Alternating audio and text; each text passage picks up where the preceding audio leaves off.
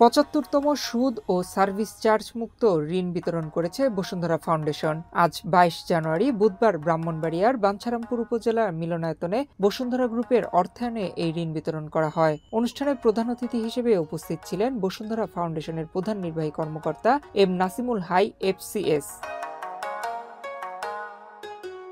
এ সময় M Nasimul high FCS বলেন, হতদরিদ্র মানুষকে আর্থিকভাবে সচ্ছল করার জন্য সুদ ও সার্ভিস চার্জ মুক্ত ঋণ বিতরণ চালু করে বসুন্ধরা গ্রুপ।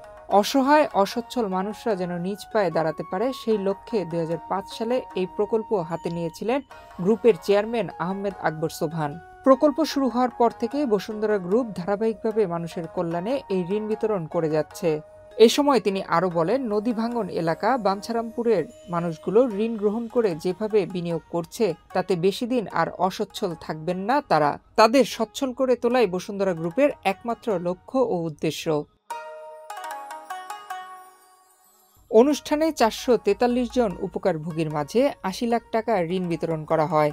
এর মধ্যে প্রথমবারে ১১৩ জনকে ১৫,০০০ টাকা করে ১৬,৯৫,০০০ টাকা, দ্বিতীয়বারে ৬৯ জনকে ১৫,০০০ টাকা করে ৮,৮৫,০০০ এবং তৃতীয়বারে ২৭১ জনকে ২০,০০০ টাকা করে ৫৪,২০,০০০ টাকা ঋণ প্রদান করা হয়। এই ঋণ শুধু নারীদের মাঝে বিতরণ করা হয়েছে, যা দিয়ে হাঁস মুরগি, গরু ছাগল এবং শাকসবজি চাষসহ ৩২ প্রকার কাজে নারীরা এই ঋণের অর্থ বিনিয়োগ করে খুবই উপকার পাচ্ছে। এই ঋণের পরিধি প্রথম দিকে শুধু বাঞ্ছারামপুর উপজেলায় সীমাবদ্ধ থাকলেও বর্তমানে তা পার্শ্ববর্তী উপজেলা হোমনা ও নবীনগরে এই ঋণ বিতরণ করা হয়েছে।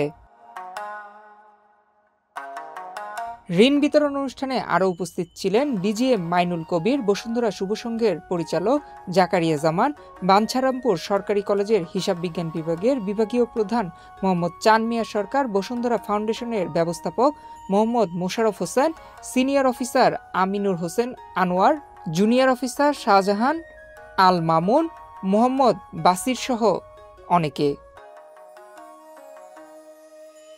নয়ন বিশ্বাস, বাংলাদেশ প্রতিদিন।